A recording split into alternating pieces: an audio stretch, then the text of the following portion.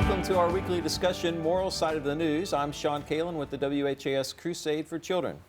I'm joined today by a distinguished panel: Rabbi Stan Miles, Louisville Melton School; Dr. John Slider, retired pastor, Free Methodist Church; Reverend Sally McClain, Christian Church Disciples of Christ; and Father Tony Smith, Archdiocese of Louisville. More sexual harassment allegations facing Louisville Metro Police this week. It's a second case in less than a week. Officer Christine Silk joined the Louisville Metro Police Department as a recruit in February of 2023. Attorney Sarah Collins filed a lawsuit on behalf of Silk Tuesday. The lawsuit claims that within Silk's first week in the police academy, one of her instructors, Officer Dale Cottonjim, began making inappropriate comments. Cottonjim is alleged to have told Silk in front of her classmates to, quote, whore yourself out for childcare, specifically detailing that Silk should, quote, go on a date, take a guy home, sleep with him, and then she would have childcare, end quote. Silk reported these events, which led to a professional standards unit investigation. This resulted in Cottonjim being involuntarily reassigned, but according to the lawsuit, he did not receive a suspension or reduction of pay or benefits. After Silk was sworn in as a full-time LMPD officer in September of 2023, the lawsuit claims training officer Justin Lamont made inappropriate comments and advances towards Silk. In a text message seen right here, Silk told Lamont she doesn't send sexually explicit photos. After a couple responses, Lamont then sent a sexually explicit photo of himself. An internal investigation led to Lamont being placed on emergency suspension. Following the suspension, the lawsuit claims officers have been told to stay away from Silk, quote, because she filed 3 to 4 sexual harassment complaints already and will report officers for anything, end quote. Instead of taking them seriously, employers, including but not limited to LMPD, end up sort of closing ranks and finding ways to put pressure on the accuser rather than investigate and take seriously the allegations. And those end up resulting in retaliation. University of Louisville professor of law Sam Markison said this latest lawsuit could benefit the policies outlined in the looming DOJ federal consent decree. Now the Department of Justice can take this into account, these ongoing problems and these new instances of misconduct, and make sure that those are addressed in the consent decree, that it's toughened, that it's specific to issues of sexual harassment within the department. This city needs to heal. Metro Councilwoman Tammy Hawkins serves as chair of the Public Safety Committee. But there is absolutely no way that we can heal with things like this continuously going on inside the force. In a statement shared with WHAS 11, an LMPD spokesperson said in part, quote, regarding the specific allegations contained in the lawsuit, one investigation was completed in 2023. That officer was disciplined and transferred. The other investigation is ongoing, and while it is ongoing, the officer has been reassigned with powers limited pending the outcome of the investigation. Neither is assigned to the same division or unit as the officer who has asserted the allegations, end quote. The investigation is still ongoing. So panel, LMPD sexual harassment allegation leads our discussion for the second week in a row. What needs to happen with LMPD? I think transparency is a good place to start. Both transparency from the top on down, and there's got to be a code of ethics somewhere in the police, in the LMPD, that should be revisited and followed, because in any code of ethics that I know among people, you're not going to have behaviors like we saw in that training cohort. It appears to me, I'm not defending sexual harassment by any means, it appears to me that LMPD took some action, whether that's appropriate or not, will bear out maybe later. The civil suit presents one side. I'm not, again, arguing one side or the other. It presents one side. It looks pretty serious, what has been alleged, but I think as far as the allegations of the civil suit, we need to let the process play out. Tony, go ahead. Well, again, I was going to mention the same thing. It's fairly damning what we've heard, but it is just one side of the lawsuit. But my first comment would be in police, clergy, we're all clergy folks here, military, there have been incidents and basically cases of this nature too.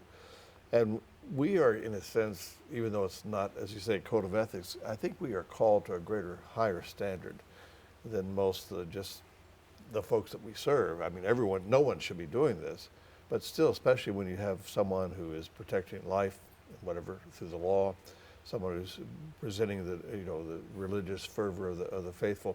When something like this happens, it not only has legal ramifications for the individual, but it detracts, I think, a little bit from the institution, like LMPD, like churches, like synagogues, whatever it may be. So I hate to hear these things, especially from those that we thank them for their support, we thank them for their jobs, their duties, but at the same time, there is that sense of there's a higher standard, spoken or not spoken, recognize that we need to basically nip this in the bud as soon as we possible. So the investigate, like I say, transparency, but I know the court system has its own system and we can't push things, but if, as we've heard here, if we don't really get a kind of a handle on this issue itself, then the Department of Justice may do something about it. I wanted to hear what the three of you had to say before I spoke, because, to me, it's very difficult for a woman to come forward and make these kind of accusations. Right. Yeah. And part of that, I think, is because she becomes the persecutor, not the victim. Right. And the victim, I don't know what happens to the victim. Lots of times nothing happens to the victim. And I go back and I think of Anita Hill. I think her name was Christine Ford, if you remember the Kavanaugh hearings. And then we look at the 50-some women against Bill Cosby. He's out of jail. He's out of jail, and so was the other guy. What was his name? Kevin Weinstein. Spacey? No. Weinstein. Weinstein. Different version. They're both, well, yeah, but for somebody to speak out against harassment takes a lot of courage, and the fact that they may become the victim, the persecutor instead of the victim. And so I think it's something that we really do need to take seriously, especially in the church, Tony. Absolutely. Yeah. Especially in the church. And so I think that, yes, the transparency will help if we can be transparent, but then also for people to have the courage to come up and speak against the allegations that are happening to them. I know that in our tradition, of course, with the sex abuse cases, the command, it says from the heart and even from the powers that be, is we look upon those individuals who are making the accusations as truthful. And they are telling the truth. We can't say we just totally dismiss them. We have to investigate, take a look at that. And as our tradition has learned very dearly, that could be basically expensive to do. But expense should not have anything to do with it. Yeah, I think it's in all traditions. Yes, I think it's in where anybody speaks. Truth to power is what we're talking about here. You're true. And to your point about the victimization, I know I've seen this in the military situations where a lot of individuals, women, have come forward, and you can follow a line of punishment, if you would, or a line of not taking them seriously and just disregarding, and they actually say the perpetrators are just moved around somewhere. And we're still dealing with a patriarchal culture. We're trying to move out of that patriarchal culture into something else, but it's very, very difficult to do. But the patriarchy can, if we look at it in a biblical sense, it could be a very good thing, but I see what this instructor did to this poor soul in the classroom situation. Her suggestion, in my tradition, that is one of the most grievous sins one can commit, and that is to shame another human being in public. That is right up there with physical assault. And the way he did that, I find that to be so reprehensible. Again, and I'm not defending anybody or accusing anyone. We're getting snippets of that on the report and what we read. We're getting the U of L professor, and I'm not mocking him, but he's making a general statement about situations. We need not necessarily go from the general statement to the specific situation here. I'm saying let's let the civil suit play out. The administrative process has apparently played out. I'm surprised that there aren't there isn't any criminal action involved here. I don't know where we could go except for the civil suit. Maybe that's why the young officer brought the civil suit. There was no criminal action. I don't know the details of it. I think as we're making these sweeping generalizations of issues in our society today, that we need not necessarily take lessons drawn from the generalities and apply it to each specific situation. I think that's fair, but I also think that That's there's all an I overwhelming sense of what happens to people. Any person who speaks truth to power faces that opposition. And the women that I know that have come forward, that I don't know personally, but I know of that have come forward, it takes a lot of courage, a tremendous amount of courage to do that. Thank you for a great discussion. We're going to follow it because we have a police chief who's currently on administrative leave right now for her handling of another sexual harassment case. So we'll follow it, and all these are allegations at this point. So we'll continue to follow that topic on Moral Side of the News and through our news. We turn now to Washington, and the Boeing CEO was grilled this week on Capitol Hill. Boeing CEO under fire on Capitol Hill. Dave Calhoun in the hot seat for the first time since that door plug flew off a Boeing 737 MAX 9 at 16,000 feet, grilled on the company's safety record. You're cutting corners. You are eliminating safety procedures. You are sticking it to your employees. You are cutting back jobs because you're trying to squeeze every piece of profit you can. I don't recognize any of the Boeing you described. Really?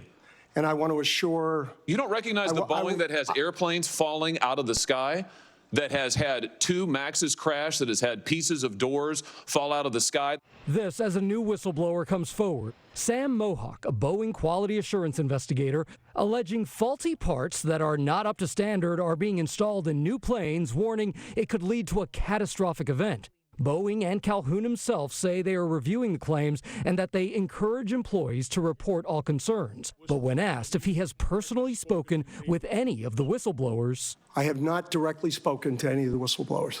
Do you think that'd be a good idea to do that? Yeah, I think it would. Calhoun first took over the company in a moment of crisis following the tragic crashes of 737 MAX planes in 2018 and 2019 that killed 346 people in Ethiopia and Indonesia. Calhoun at one point turning to the families, apologizing and promising change. I want you to know we are totally committed to work and focus on safety. So panel, we're heading into the height of the summer travel season. I think it's a fair question to ask, especially given the recent safety issues and the heated questions we just saw. Do you feel safe flying? As I understand, it's still the safest way of transportation. My thoughts when it comes to Boeing, whatever, here's a gentleman who, I don't know all the particulars, whatever, but comes into a situation and tries to, in some way, change what's happening. And even though all this stuff, what we've heard here, if every aspect of it were to be true, it's kind of like the last topic. There's a process, and the timeline there is not what people want. They want what they want when they want it, and they want this thing reversed. And it would be great to do such, but I don't think you can just snap your fingers and have planes coming out of the factory, everything put together the way the public would like to have it. But when something like this comes up, and to be honest, think about that. Has anyone ever been in a cockpit of one of these large planes? I mean, I wouldn't know which button to push whenever. The more intricate, as they say, and the more computerized, whatever, there are just more and more systems that they have to be aware of or whatever in that aspect. But the construction still should be fairly obvious. you know, it's something we hear the stories of, you know, they can put a credit card between the two pieces of panel or something of this nature, or they're using parts that are defective by definition. I mean, that's, I think in this scenario, I know there is a call for it, but somebody indicated there should be, with this scenario, possible legal action in the sense of maybe even prison time for some of these individuals who are found, if they are found guilty of doing something of this nature. So. I don't know. I just came back from vacation last week, and I never used to. I'm on a plane. Yeah. Okay. I never used to think about that. This time I thought, oh wow, I'm on an Airbus, and I felt trust for Boeing, and I think that there has been a betrayal of the trust that that not just the American public, but the world public has with this airline, and they need to get their act together. The idea of using substandard hardware in a new plane, come on, that makes no. I don't know how to build an airplane, but that doesn't make any sense to me. It seems that you don't cut corners when the life and health and safety of your crew and passengers are in jeopardy. The use, looks like you're going to get the last word on everything, right? Or at least in the first round. I'm kind of used to that. The use of substandard materials, inappropriate construction of the airplane, certainly those things can be controlled, fixed, as it were. How many of us, though, anticipate that all airline flight, well, I'll answer my question, none of us anticipate all airline flight to be completely risk-free. Right. We do accept, and I'm not saying this is an excuse for Boeing's alleged behavior. We do accept a certain amount of risk for the other person, right? You know, when a flight is canceled because of mechanical, or delayed for a couple of hours because of mechanical issues, let's see how many people are interested in a risk-free airline operation. I do feel sorry, I guess would be the word, for the CEO who comes in after the fact and has to be grilled about this. Even though the senator was one that I particularly enjoy hearing on several issues, this hearing was almost a stunt. Just to have senators be able to say, well, you know, we're the good guys and you all are the bad guys. I just wonder when greed became a virtue. It seems like that seems to be the way everything is going these days. Whether we're talking about hospital care or corporations, or, you know, who can make the most money out of what, and that's what they were being accused of. So why did they not listen years ago when somebody said, we have a defective product here and it needs to be corrected, and what do you think is going to happen if we don't correct it? So tell me, Tony, when did greed become a virtue? You know all about this. I think when Cain and Abel were put in there. You know. Yeah, I was going to say, where have you been? There's the movie Apollo 13, yes, about the heroic event that took place on that particular flight.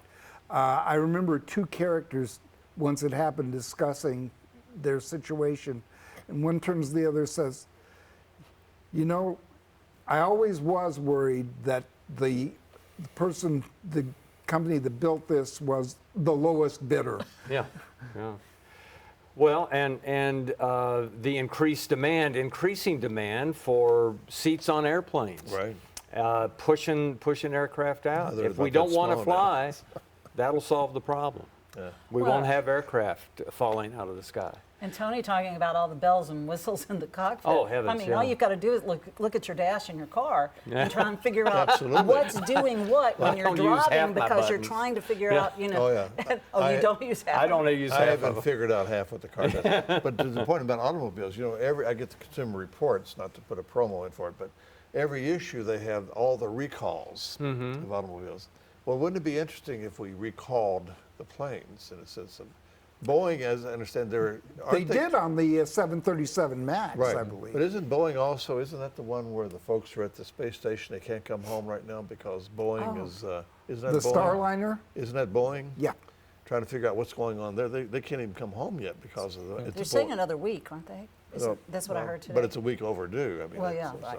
But yeah, but if they would, if you're going to greed, if you're going to get changes, hit them in the pocketbook. That's how you make changes. Oh, that's how it counts. Right. Okay. It's not a virtue, but it's a practicality. Thank you. All right, let's move on to topic number 3. We go next overseas, where we find 2 of America's fiercest adversaries together this week. Putin welcomed to North Korea for the first time in nearly a quarter of a century. This morning, North Korea welcomed Vladimir Putin in spectacular style. Huge crowds filled Pyongyang's main square under a broiling sun. Flags from Russia and North Korea waved together. Goose-stepping soldiers, thousands of them, paraded before the 2 leaders. But this visit is about more than festivities. It is an in-your-face show of unity born of necessity. Kim provides Russia hundreds of thousands of artillery rounds and missiles for its war in Ukraine. And in return, Kim is hoping Putin will help him with his nuclear and ballistic missile program. And indeed, after hours of meetings, the 2 leaders did pledge support for one another in what Putin called a fight against the imperialist policies of the U.S. and its allies against Russia. And Kim called it a fiery friendship that is now closer than ever, a friendship that the U.S. finds increasingly worrisome. So how concerned should we be about the strong show of unity by these 2? Well, just remember, fiery union, fire burns. And it's not always burning the people that you're going after either. So this could be, I mean, we have a case in which a totalitarian, communistic, he's now in Vietnam, and today he was in Vietnam recently, signing a very similar type declaration. It's almost reminiscent of back in the 30s when the folks would get together and have their little axes of power and whatever, this type of thing. It's the West versus the East, and he sees what the West is doing with NATO and all the other things that are happening. So he's trying to build a background. I think a word of advice to Putin, look more at what's happening inside Russia rather than outside of Russia. So. Well, he's trying to address the issues internally by bolstering his, the conflict in Ukraine. Right. You left out Russian naval craft, naval ships in Cuba. But have you seen their damage? I don't know how they got damaged. Well, we're repeating the 50s, right? Exactly. I mean, the Korean War alliance with Russia and North Korea. Increasingly worrisome. I like the understatement of that. It's your turn. It's you know, it's silly season. It's silly season around the globe.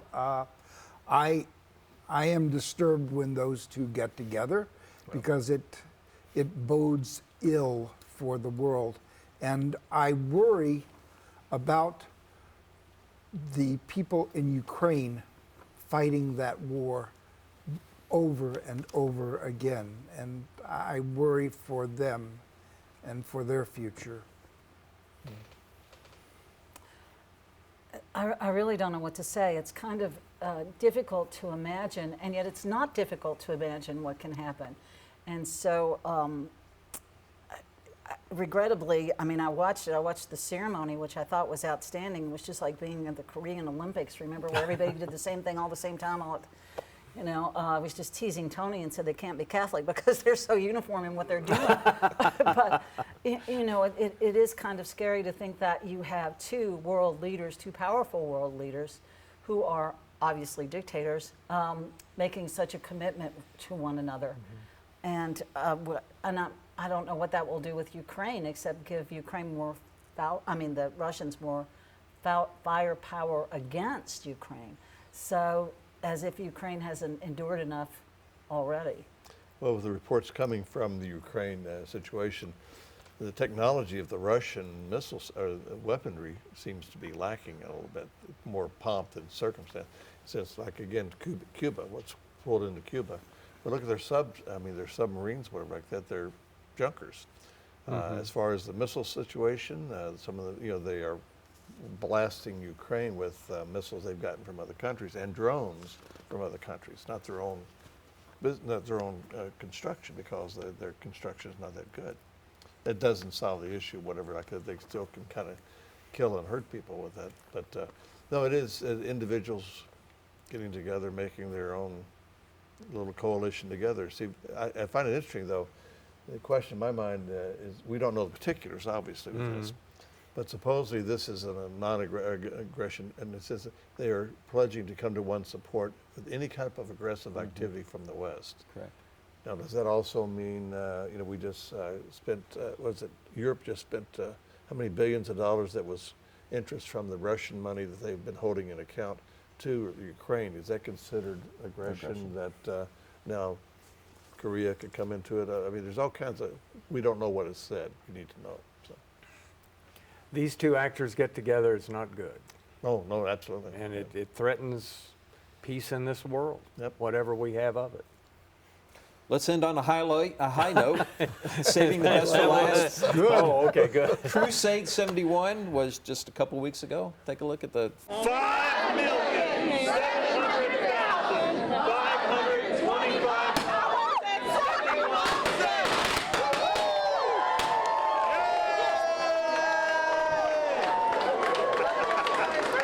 So it's been 3 weeks since that happened, and today, we taped this on Thursday, the board of directors approved the grants that you all have been hard at work distributing or figuring out where the money should go. It's a very cool time around here. Well, and thanks to the staff for everything Right. they did to make this happen, because they work all year long to make this happen. So, and we just get to enjoy it, even reading the grants, because there's always something we learn. And we were talking before taping how we really couldn't disagree on any of the subjects.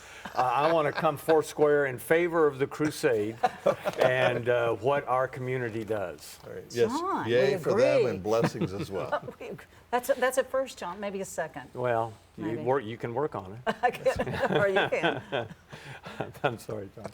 And we have a wonderful variety show with the Crusade, and this year it was at Paristown Point, and it's a great evening. And if you're going to give money to the Crusade, give it in person and come and enjoy the show, particularly groups like the Miracle Dancers. Oh yeah, of course. Very good. Thank you so much to our panel. Thank you for your hard work throughout the year, especially in February and March, hearing all the grant requests and hearings. Father Tony Smith, the Archdiocese of Louisville, Reverend Sally McClain, Christian Church Disciples of Christ, Dr. John Slider, retired pastor, Free Methodist Church, and Rabbi Stan Miles, the Louisville Melton School. Thank you so much for joining us this week. Have a great week, and we will see you next time. Check us out on YouTube for any other episode.